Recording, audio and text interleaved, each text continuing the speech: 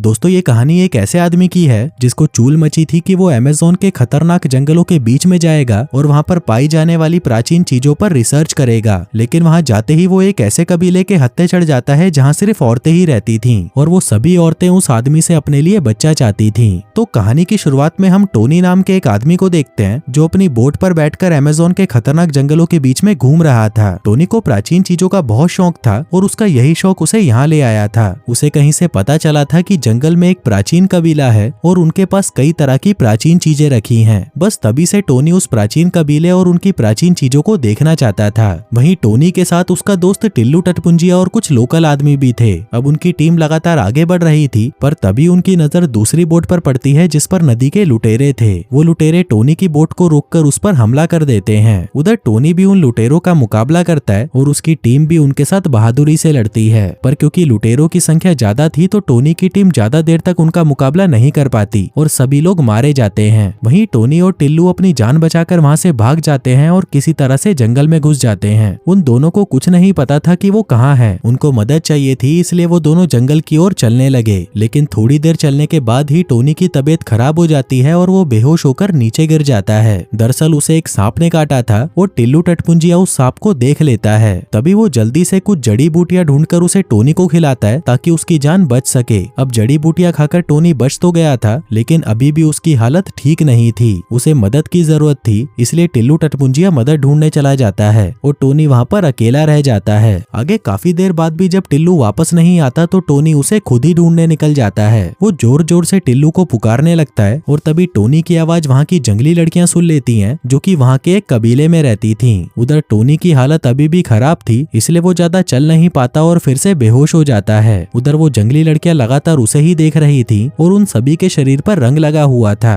वो टोनी को बेहोश देखकर उसके पास आती हैं और उसे उठाकर चलने लगती हैं। दरअसल इस जंगल में एक कबीला भी था जिसके बारे में कोई नहीं जानता था। इस कबीले में सिर्फ लड़कियां ही रहती थीं और वो ही यहाँ का सारा काम करती थीं। हम देखते हैं कि टोनी को जिन लड़कियों ने उठाया था वो भी इसी कबीले की थीं और वो टोनी को उठाकर अपने कबीले में ले आती हैं। आगे टोनी को जब होश आता है तब वो अपने सामने नताशा नाम की एक लड़की को देखता है। नताशा उसे दवा पिलाना चाहती थी और उसके कहने पर टोनी वो दवा पी लेता है। फिर वो खड़ा होकर आसपास देखने लगता है और नताशा से उसका नाम पूछता है। नताशा उसे अपना नाम बता देती है और साथ ही उसे ये भी बताती है कि वो 4 साल पहले इस जंगल में घूमने आई थी, लेकिन एक दुर्घटना की वजह से वो इन कबीले की लड़कियों के हाथ लग गई, जिसके बाद उन लड़कियों ने इसे अपने कबीले में शामिल कर लिया। अब वो दोनों बातें कर ही रहे थे कि तभी वहाँ पर कुछ लड़कियां आकर एक टब रख देती हैं। अब इससे पहले कि टोनी कुछ समझ पाता वो लड़कियां उस टब में पानी भरने लगती हैं, लेकिन टोनी को अभी भी कुछ समझ नहीं आ रहा था। तभी वो सारी लड़कियां टोनी को पकड़कर उसके कपड़े उतारने लगती हैं। वो उसके सारे कपड़े उतारना चाहती थी, लेकिन टोनी किसी तरह से उन्हें रोक लेता है, जिसके बाद वो टोनी को ऐसे ही टब में फेंक देती हैं और उसे नहलाने लगती हैं। वहीं टोनी की आवाजें सुनकर बाकी लड़कियां भी वहां पर आ जाती हैं और वो सभी टोनी को देखकर हंसने लगती हैं। वहीं टोनी को उन लड़कियों पर गुस्सा तो आ रहा था, लेकिन वो बेचारा कुछ कर नहीं सकता था।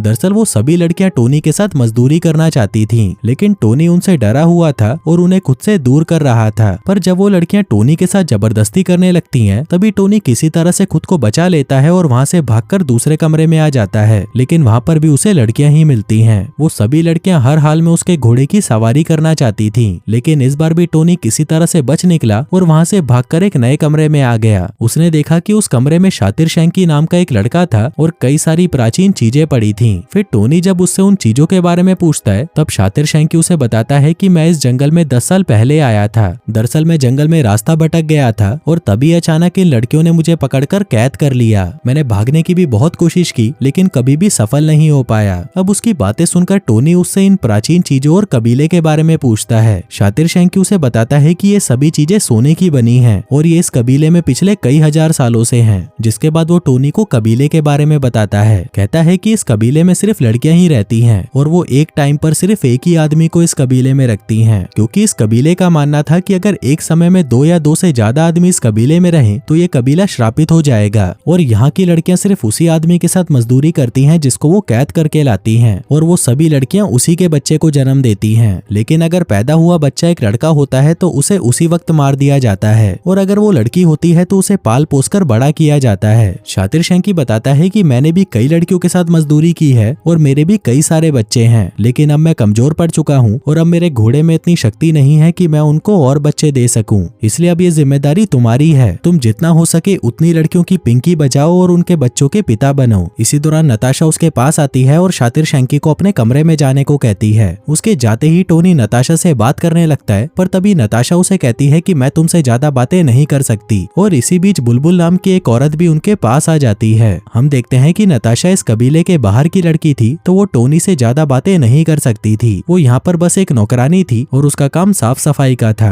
अब नताशा को टोनी के साथ देखकर बुलबुल को गुस्सा आ जाता है, लेकिन नताशा को उसके गुस्से का पता चल जाता है और वो टोनी को बुलबुल के पास जाने को कहती है। वहीं उसकी बात मानकर टोनी उसके पास चला जाता है ताकि वो उसका गुस्सा शांत कर सके। पर तभी नताशा उसे कहती है कि तुम्हें इसके साथ मजदूरी करनी होगी, तभी जाकर इसका गुस्सा शांत होगा। अब उसकी बात सुनकर टोनी उसकी तारीफ करने लगता है और कहता है कि तुम्हारी चूचियां तो बहुत बड़ी हैं। वहीं बुलबुल भी अपनी चूचियों की तारीफ सुनकर खुश हो जाती है। अब इससे पहले कि वो उसके घोड़े की सवारी करती, वहाँ पर कुछ और लड़कियां भी आ जाती हैं और टोनी को पाने के लिए बुलबुल के साथ लड़ने लगती हैं। वो सभी लड़कियां टोनी के घोड़े की सवारी करना चाहती थी, इसलिए वो सभी आपस में ही लड़ने लग जाती हैं और वहीं टोनी उनसे बचकर निकल जाता है। फिर थोड़ी देर बाद टोनी को एक बड़े से कमरे में लाया जाता है। इस कमरे में कबीले की रानी थी और टोनी को उसके सामने पेश किया जाता है। वहीं रानी की खूबसूरती को देखकर टोनी उसके पीछे बावली गेंड हो जाता है, लेकिन तभी वो सभी लड़कियां टोनी को फिर से झपटने की कोशिश करने लगती हैं। लेकिन तभी रानी के कहने पर वो सभी रुक जाती हैं। इसके बाद रानी के इशारे पर टोनी के पास 2 बर्तन रख दिए जाते हैं जिसमें कुछ तो रखा हुआ था। आगे एक औरत आकर उन बर्तनों में आग लगा देती है, जिसके बाद वहाँ पर धुआं उठने लगता है। हम देखते हैं कि उन बर्तनों में नशा था और उस धुएं की वजह से टोनी को भी नशा हो गया था, जिसके चलते अब उसको सभी लड़कियां खूबसूरत लगने लगी थीं। लेकिन उस चूतिए को उनमें भी सबसे खूबसूरत रानी ही लग रही थी। उधर रानी भी उसके इरादे समझ जाती है कि ये भीसड़ी वाला उसकी पिंकी लेना चाहता है, जिसके बाद वो खुद ही उसके पास आती है और वो दोनों वहीं पर दबा दबा कर मजदूरी करने लगते हैं। फिर अगले दिन हम देखते हैं कि कई लोग जंगल की तरफ जा रहे थे और ये सभी लोग यहाँ पर टोनी को ढूंढने आए थे, लेकिन कबीले की लड़कियां इन पर भी हमला कर देती हैं। वहीं नताशा टोनी के पास आती है और उसे नींद से जगाती है। वो उसे कहती है कि जंगल में कुछ आदमी घुस आए हैं और वो सभी लड़कियां उनसे लड़ने गई हैं और यही सबसे अच्छा मौका है यहाँ से भागने का। इसलिए वो दोनों कबीले से भागने का फैसला कर लेते हैं। पर जैसे ही वो दोनों दूसरे कमरे में जाते हैं, वहाँ पर उन्हें शातिर शैंकी की लाश नजर आती है, जिसे उन लड़कियों ने कल रात को ही मार दिया था। अब उसकी लाश देखते ही वो दोनों डरकर वहाँ से भागने लगते हैं, पर तभी उनके सामने बुलबुल आ जाती है। बुलबुल के हाथ में तीर था और उसका निशाना टोनी पर था। अब टोनी उसे बातों में लगाने की कोशिश करता है, लेकिन तभी बुलबुल तीर चला देती है, लेकिन उसका निशाना चूक जाता है। तभी टोनी मौका देखकर उसे पकड़ लेता है, लेकिन बुलबुल उससे लड़ने की कोशिश करती है। पर तभी नताशा पीछे से उस पर हमला करके बुलबुल को बेहोश कर देती है। अब बेहोश बुलबुल को वो लोग वहीं पर छोड़कर वहाँ से भागने लगते हैं और भागते भागते जंगल में पहुंच जाते हैं। इसी बीच कुछ लड़कियां बेहोश हुई बुलबुल को देख लेती हैं और वो समझ जाती हैं कि ये काम टोनी का ही है, जिसके बाद वो सभी टोनी को ढूंढने के लिए जंगल की तरफ जाने लगती हैं। वहीं नताशा और टोनी उन लड़कियों को देख लेते हैं जो कि उन भारी आदमियों से लड़कर आई थीं, जिसको देखकर वो दोनों छुप जाते हैं और उनके जाने का वेट करने लगते हैं। फिर उनके जाते ही वो दोनों फिर से भागने लगते हैं। जल्दी ही ये दोनों उन आदमियों की लाशों तक पहुंच जाते हैं जो टोनी को यहाँ पर ढूंढने आए थे, पर बेचारे उन औरतों के हाथों कुत्ते की मौत मारे गए। अब उनकी लाशों को देखकर नताशा की फटकर 64 हो जाती है, पर टोनी जैसे तैसे उसे संभालता है, जिसके बाद वो दोनों फिर से भागने लगते हैं। लेकिन इसी दौरान फिर से उन्हें वो लड़कियां दिखाई देती हैं, जिन्हें देखकर वो फिर से छुप जाते हैं। पर तभी नताशा के कहने पर टोनी एक पेड़ को काटता है और फिर उसके रस को अपने शरीर पर लगा लेता है। दरअसल ये वही पेड़ था जिसके इस्तेमाल से शरीर पर हरा रंग लगाया जाता था और इसका इस्तेमाल दुश्मनों से छुपने के लिए किया जाता था। फिर जल्दी ही वो दोनों हरे रंग के हो जाते हैं और फिर से भागने लगते हैं। अब भागते भागते वो दोनों एक झील के पास पहुंचते हैं और उसमें से तैरकर जंगल की दूसरी तरफ पहुंच जाते हैं। अब वो दोनों कबीले से काफी दूर निकल आए थे, लेकिन अभी भी वो लड़कियां उनके पीछे ही लगी हुई थीं। उधर उन दोनों की नजर एक टापू पर पड़ती है जो कि नदी के बीचों बीच तैर रहा था।